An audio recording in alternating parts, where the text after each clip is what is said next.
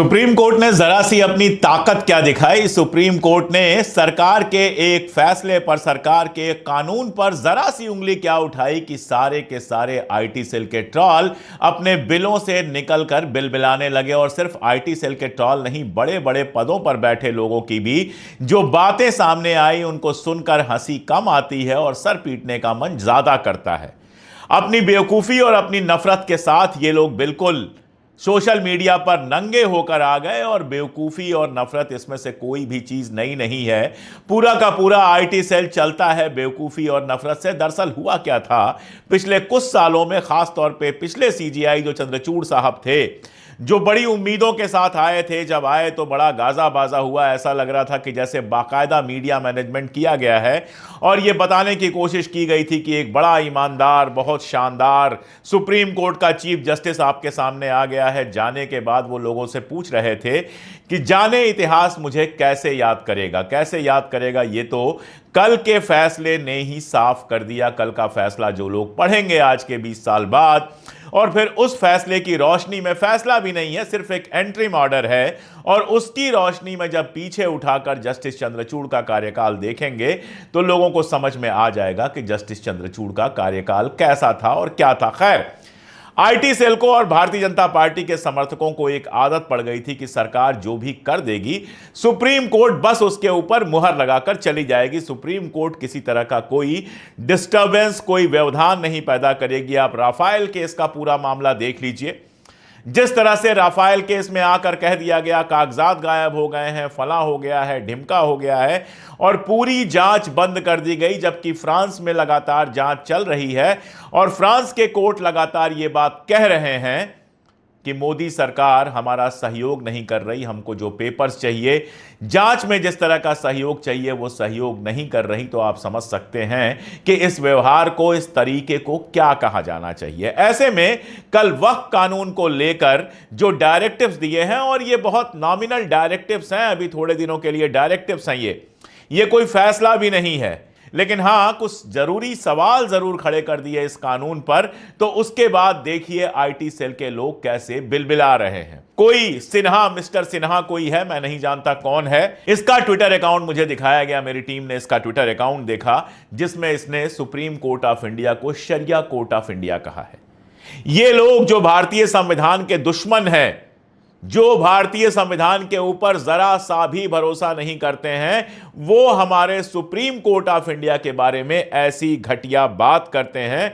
और ये आदमी मूर्ख कितना है, ये सिर्फ एक बात से आप समझ लीजिए। ये कहता है संसद में बनाया कानूनों को अदालत में चुनौती नहीं दी जा सकती। भैया, सरकार जो है ना, जो सरकारी वकील थे वहां पर, तुषार मेहता साहब थे, सॉलिसिटर जनरल हैं, उनको सीधे सीधे कोर्ट में खड़े होकर कहना चाहिए था कि भाई सरकार के बनाए कानून को कोर्ट में चुनौती नहीं दी जा सकती। बता देते संविधान के किस नियम के अनुसार चुनौती नहीं दी जा सकती है। लेकिन ये लोग संविधान के नए विशेषज्ञ बने हैं।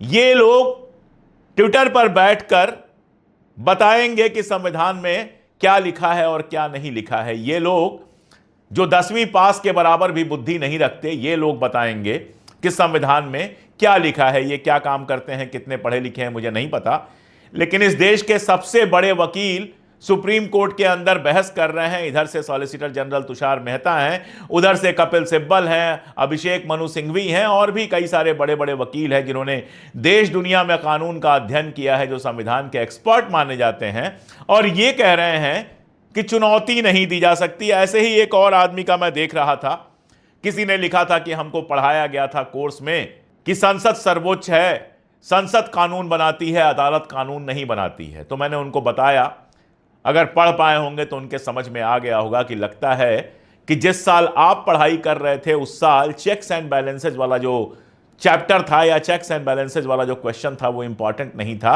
रट्टा मार के आपने ये तो पढ़ लिया कि संसद कानून बनाती है, लेकिन आपने ये नहीं पढ़ा कि हमारे यहाँ कॉन्स्टिट्यूशनल डेमोक्रेसी है, और संसद जो कानून बनाती है उसको सुप्रीम कोर्ट में इस बिना पर चुनौती दी जा सकती है कि वो संविधान के अनुरूप नहीं है। और अगर सुप्रीम कोर्ट पाता है कि वो संविधान के अनुरूप नहीं है, अगर संविधान के प्रावधानों से अलग जा रहा है वो कानून, तो उसके ऊपर रोक लगा सकती है। ऐसा नहीं है कि पहले नहीं हुआ है, कांग्रेस के मामले में भी कई बार कई कानूनों को बाकायदा चुनौती दी गई है।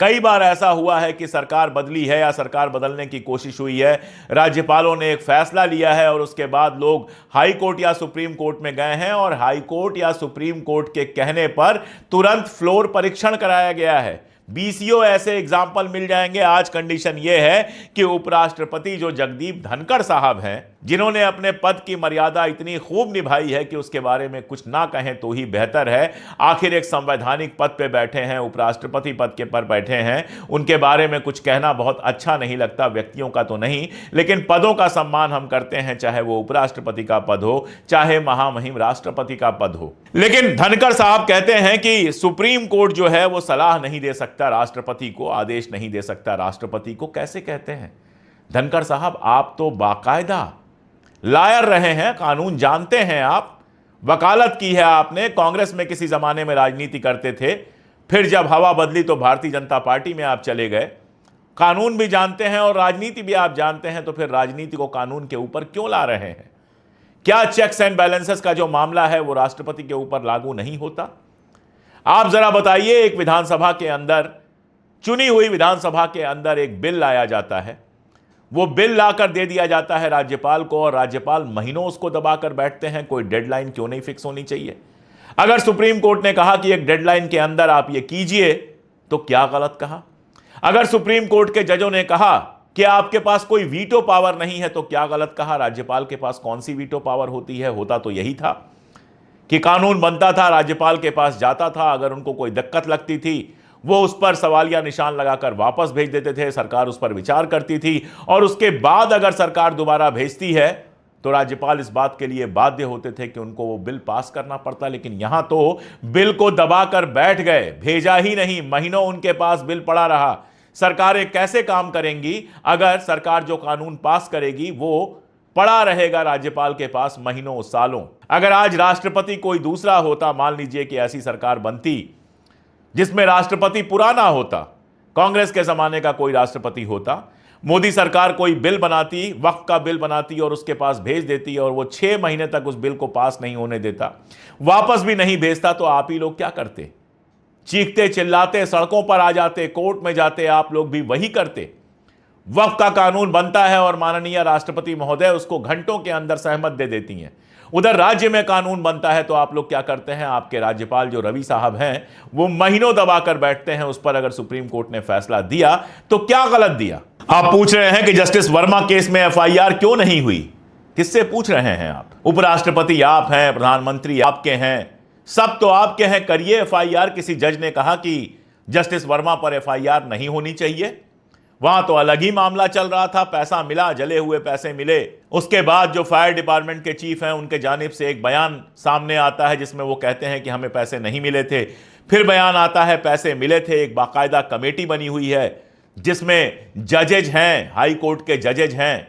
वो कमेटी क्या कहती है देखते हैं। अगर आपको लगता है कि इतना बड़ा मामला है तो आपकी तो सरकार है, आगे बढ़िए, सुप्रीम कोर्ट के चीफ जस्टिस से बातचीत कीजिए और एफआईआर करवाइए। किसी ने रोका है? कब कांग्रेस ने कहा कि एफआईआर नहीं होनी चाहिए या किसी ने कुछ कहा? वक्फ बिल के मामले को लेकर इतना ज्यादा परेशान हैं लोग कि जगदंबिका पाल जो पीएसी के मेंबर थे, पीएसी के मेंबर नहीं, पीएसी के चीफ थे, जिन्होंने विपक्ष की एक भी सलाह नहीं मानी थी।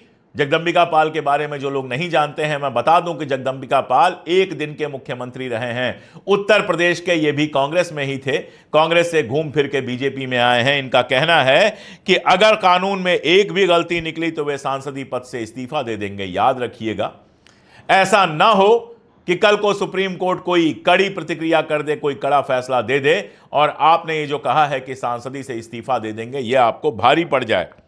कोई अजीत भारती हैं, इन्होंने तस्वीर साझा की और यह तस्वीर देखकर किसी भी भारतीय को गुस्सा आना चाहिए, चिढ़ होनी चाहिए। सुप्रीम कोर्ट को तो वाकई ऐसे लोगों का कॉग्निजेंस लेके इन लोगों को गिरफ्तार करना चाहिए, इनके खिलाफ सुप्रीम कोर्ट की अवमानना का केस चलाना चाहिए। बहुत बार ऐसे फैसले आते हैं जिनसे हम सहमत नहीं होते हैं, लेकिन इस तरह की बात सुप्रीम कोर्ट के बारे में नहीं करते हैं, क्योंकि जैसा मैंने कहा कि व्यक्तियों का सम्मान हो ना हो, संस्थाओं का सम्मान बहुत जरूरी होता है। इसीलिए माननीय राष्ट्रपति महोदया जो हैं, उनके कई फैसलों से हम खुश हों या दुखी हों, लेकिन वो इस देश की प्रथम नागरिक हैं, इसलिए उनके बारे में कोई भी गलत शब्द इस्तेमाल करना या उनका कोई मीम बनाना कतई बर्दाश्त नहीं किया जाना चाहिए, चाहे कोई भी करे। कुछ पद ऐसे होते हैं जो बाकी सारी चीजों से अलग होते हैं, और सुप्रीम कोर्ट ऐसी ही संस्था है जिसके बारे में इस तरह की घटिया बात करना, इस तरह का तस्वीर जारी करना जिसमें नीचे सुप्रीम कोर्ट का जो गुंबद है उसको मस्जिद की तरह दिखाया गया है, यह कितना भयानक है। याद कीजिए, कल ही तुषार मेहता साहब ने कहा था कि आप लोग भी तो हिंदू हैं और एक मुस्लिम मामले की सुनवाई कर रहे हैं। जज साहब ने क्या कहा था? यही कहा था कि जब हम इस कुर्सी पर बैठते हैं तो ना हम हिंदू होते हैं ना मुसलमान होते हैं, हम सिर्फ और सिर्फ संविधान के हिसाब से काम कर रहे होते। और उस सुप्रीम कोर्ट पे ट्विटर के ट्रॉल जो हैं, कोई शरिया कोर्ट कह रहा है, कोई उसकी तस्वीर में गुंबद लगा रहा है मस्जिद का, घटिया बातें हो रही हैं। न्यूज 18 का एक पत्रकार है राहुल शिवशंकर, यह लिखता है कि शरीयत समर्थक पारिस्थितिकी तंत्र की बड़ी जीत। अरे तुम हो कौन भाई? पत्रकार हो, पत्रकार की तरह बात करो।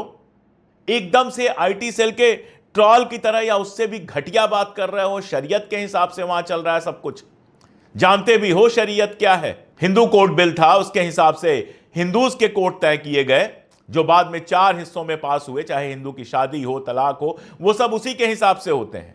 वैसे ही मुस्लिम पर्सनल लॉ बोर्ड है, जहां मुसलमानों के जो पर्सनल मामले होते हैं, सामाजिक मामले होते हैं, वो उस हिसाब से होते हैं। सुप्रीम कोर्ट को तुम शरीयत कह दोगे?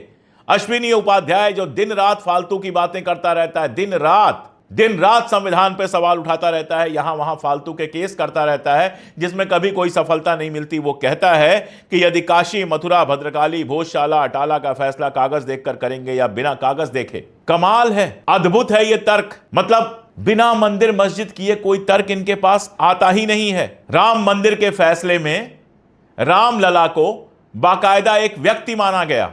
क्या बाबरी मस्जिद में अल्लाह को व्यक्ति मानकर वैसा ही मामला किया गया? आप बता दीजिए मुझे, किसी भी मामले में भगवान को, किसी दूसरे धर्म के भगवान को, ईसा मसीह को या गुरु नानक को कभी एक एंटाइटी मान के कोई केस चलाया गया? इस पर तो कोई सवाल नहीं कर रहा है। रामलला को बाकायदा एक एंटाइटी मानकर पूरा राम जन्मभूमि का केस चलाया गया है, लेकिन उस पर तो किसी ने सवाल नहीं किया कि इसमें क्या वैज्ञानिकता है। ईश्वर को कैसे व्यक्ति माना जा सकता है, इस पर तो किसी ने सवाल नहीं किया। लेकिन हां, ट्रोलिंग करनी है तो करनी है। विष्णु शंकर जैन, इसके नाम में जैन लगा हुआ है। कल मुंबई से वीडियोस आए, एक जैन मंदिर विले पार्ले में तोड़ दिया गया है। आज फिर वीडियो आए कि उसी टूटे हुए जैन मंदिर में लोगों ने अभिषेक किया, जैन लोगों ने अभिषेक किया। एक वीडियो आया है भारतीय जनता पार्टी के, ऑडियो बेसिकली आया है भारतीय जनता पार्टी के 2 नेताओं की बातचीत का। अभी जांच चल रही है, अभी सब कुछ कंफर्म नहीं है, लेकिन जबलपुर में लोगों में भयानक गुस्सा है, लोगों ने प्रदर्शन किया। ये जो वीडियो है इसमें जैनियों के बारे में घटिया बातें की गई हैं, लेकिन इस विष्णु शंकर जैन को टूटा हुआ जैन मंदिर नहीं दिखाई देता। यह विष्णु शंकर जैन कूद के आता है इस मामले में और कहता है सुप्रीम कोर्ट हिंदुओं को कहता है यहां क्यों आ गए, हाई कोर्ट जाओ। वहीं सुप्रीम कोर्ट मुसलमानों की याचिका स्वीकार कर लेता है। जरा एक बार विले पार्ले की याचिका लेकर जाओ सुप्रीम कोर्ट में, देखो कि स्वीकार करता है कि नहीं करता है। कहां थे तुम लोग जब एक पत्रकार के लिए रात के 12 बजे अचानक खुल गई थी अदालत और खटाखट एक दिन में जमानत हो गई थी, और वहीं दूसरी तरफ उमर खालिद जैसे लोग, शर्जील इमाम जैसे लोग, गुलशिफा फातिमा जैसे लोगों को 5-5 साल से जमानत नहीं मिल रही है, 3-3, 4-4 साल से सुनवाई नहीं हुई है, तब तो सवाल उठाने नहीं आते हो।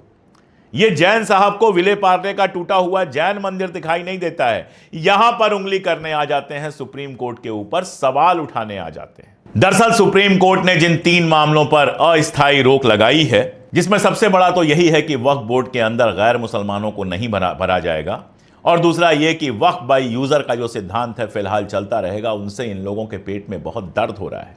आप जल्दीबाजी देखिए, सोच के देखिए कि वक्फ कानून लागू हुआ और योगी आदित्यनाथ का बयान आ गया था कि वक्फ की जमीनें वापस ली जाएंगी, इन पर अस्पताल, गरीबों के लिए मकान, स्कूल और विश्वविद्यालय बनेंगे। अरे जो जमीन पहले से खाली है, कितने नए विश्वविद्यालय आपने बनवा दिए यूपी में, कितनी नई यूनिवर्सिटीज बन गई उत्तर प्रदेश के अंदर आपके शासनकाल में, आपको बताना चाहिए। वक्फ की जमीन का इंतजार कर रहे थे कि यह जमीन मिल जाए फिर यूनिवर्सिटी बनाएंगे। अभी तक जो जमीनें हैं जिनके लिए बुलडोजर लगातार चल रहे हैं, कहीं रिवर फ्रंट बन रहा है, कहीं कुछ बन रहा है, वहां पर आपने कोई नया विश्वविद्यालय, कोई नया स्कूल क्यों नहीं खोला? स्कूलों में टीचर नहीं है, स्कूल बंद हो रहे हैं, और यहां बात हो रही है कि वक्फ बोर्ड की जमीन मिलेगी तब आप स्कूल खोलेंगे। कितने नए अस्पताल आपने खोल दिए? पुराने अस्पतालों में रंगरोगन करा के किसी का नाम एम्स लिख दीजिए, किसी का नाम बीएचयू लिख दीजिए, इससे व्यवस्था नहीं बदल जाती है। 10, 20, 50 नए अस्पताल बनाए होते, 2-4 नई यूनिवर्सिटी बनाई होती, 100-200 नए स्कूल खोले होते तो दावा करते कि जमीन कम पड़ रही थी, अब वक्फ बोर्ड की जमीन मिलेगी तो हम ये सब करेंगे। जो जमीन थी उस पर तो कुछ किया नहीं, इंतजार कर रहे थे वक्फ बोर्ड का। और हालत यह है कि अभी यह सब चल ही रहा था कि कौशांबी में वक्फ बोर्ड की करीब 58 एकड़ जमीन जो है वो सरकार ने वापस ले ली है। वहां के डीएम ने बताया कि वक्फ बोर्ड के नाम पर जितनी भी जमीन थी उसमें से 58 एकड़ पर अब सरकार का अधिकार हो गया है। जाहिर तौर पे यह मामला भी सुप्रीम कोर्ट में जाएगा कि जब सुप्रीम कोर्ट ने रोक लगाई हुई थी उसके पहले जो यह हुआ है इस पर क्या होना चाहिए। सुप्रीम कोर्ट अपना फैसला देगा, लेकिन आप जल्दीबाजी देखिए कि वक्फ की जमीनों की लूट के लिए ये लोग किस तरह से पागल थे, और इसलिए ही सर में इतना दर्द हो रहा है, घुटनों में इतना दर्द हो रहा है, क्योंकि फिलहाल ये लूट पॉसिबल नहीं होगी। सुप्रीम कोर्ट ने रोक लगा दी और एक डर मन के अंदर बैठा हुआ है कि अगर ये जो रोक लगाई है, अगर कानून पे रोक लग गई तब तो लूट का सारा सपना चला जाएगा। और आपको क्या लगता है कि लूट करके उस पर अस्पताल बनेगा, उस पर यूनिवर्सिटी बनेगी? अरे जिन सरकारों ने 10-10 साल में एक यूनिवर्सिटी नहीं बनाई, जिन सरकारों के टाइम में सरकारी स्कूल लगातार बंद हो रहे हैं, आपको यह लगता है कि ये वक्फ की जमीन पर ये सब बनाएंगे? ये लोग जमीन लेंगे वक्फ की, थोड़े दिन इधर उधर करेंगे और उसके बाद किसी अडानी अंबानी को चुपचाप दे देंगे। जो लोग अयोध्या में आर्मी की जमीन दे सकते हैं अडानी को और रामदेव को, वो वक्फ की जमीन पर यह सब बनाएंगे। आर्मी की जमीन थी, अगर लेना ही था तो वहां पर एक नई यूनिवर्सिटी क्यों नहीं बन गई? एक नई टेक्निकल यूनिवर्सिटी बन जाती, या रामलला के नाम से ही, राम जन्मभूमि के नाम से ही एक बड़ा हॉस्पिटल बन जाता। नहीं, जमीन चली गई रामदेव के पास, जमीन चली गई अडानी के पास, जमीन की लूट मची हुई है। महाराष्ट्र में जमीनें जा रही हैं अडानी के पास, यूपी में जा रही हैं, हर जगह। तो ये जो वक्फ बोर्ड की जमीन खाली कराने की जल्दी है, ये सारी जमीनें भी जाएंगी अडानी, अंबानी, रविशंकर, रामदेव और इस तरह के लोगों के पास। जनता को अगर यह लगता है कि जनता को इससे कुछ मिलेगा, तो जनता को कुछ भी नहीं मिलने वाला है। जहां पर मदरसे चलते थे वहां पर अडानी अपने तरीके से डेवलपमेंट करेगा। जहां पर अस्पताल चलते थे, खैराती अस्पताल चलते थे जिसमें गरीबों का इलाज होता है, उसको खाली करा के किसी अंबानी को दे दिया जाएगा, किसी रामदेव को दे दिया जाएगा। सारी प्लानिंग यही है, बहुत साफ समझ में आता है। यूनिवर्सिटी, कॉलेज, स्कूल जिसको बनवाने होते हैं उसके पास जमीनों की कमी नहीं होती है। देश नया नया आजाद हुआ था, देश के पास पैसे नहीं थे, लेकिन पंडित नेहरू को बनवानी थी, फैक्ट्रियां बनवानी थी, संस्थाएं बनानी थी, यूनिवर्सिटीज बनाने थे, कॉलेजेस बनाने थे, तो उन्होंने बनवाया। पैसे का रोना नहीं रोया, किसी मंदिर से, किसी मस्जिद से जमीन नहीं छीनी। जमीन है देश में, जमीन की कोई कमी नहीं है, खाली पड़ी हुई हैं जमीनें। अगर जमीन नहीं होती तो रोज नई बिल्डिंग, रोज नए जो मल्टी टावर बन रहे हैं, बड़े बड़े स्टेडियम बन रहे हैं, बड़े बड़े सारे तमाशे हो रहे हैं, उसके लिए जमीन कहां से आ रही है? अगर नीयत होती यूनिवर्सिटी, हॉस्पिटल बनाने की तो ये कब के बन गए होते। नीयत जो है वो जमीनों की चोरी की है और बहुत साफ साफ है। और इसीलिए सुप्रीम कोर्ट ने जब ये रोक लगाई है, भले ये टेम्पररी रोक है, तो ये इनके सीनों में बहुत सारा शूल पैदा कर रही है, दर्द पैदा कर रही है। आईटी सेल के ट्रॉल्स का तो खैर कहना क्या है, उनको तो बस किसी तरह से इतना ही जिम्मा मिला हुआ है कि दिन रात मुसलमानों के खिलाफ नफरत फैलाओ। लेकिन बड़े लोग जो ये बात कर रहे हैं उसके पीछे नीयत क्या है, इस बात को आपके लिए समझना बहुत जरूरी है। उम्मीद तो यही की जानी चाहिए कि सुप्रीम कोर्ट इसी लाइन पर काम करता रहेगा, और अगर उसको लगता है कि वक्फ कानून जो है वो संविधान के प्रावधानों को किनारे रख के बनाया गया है, तो इस कानून पर रोक लगाएगा। हम तो यही उम्मीद कर सकते हैं, बाकी जब फैसला आएगा तो देखा जाएगा। आज के लिए इतना ही, बहुत शुक्रिया।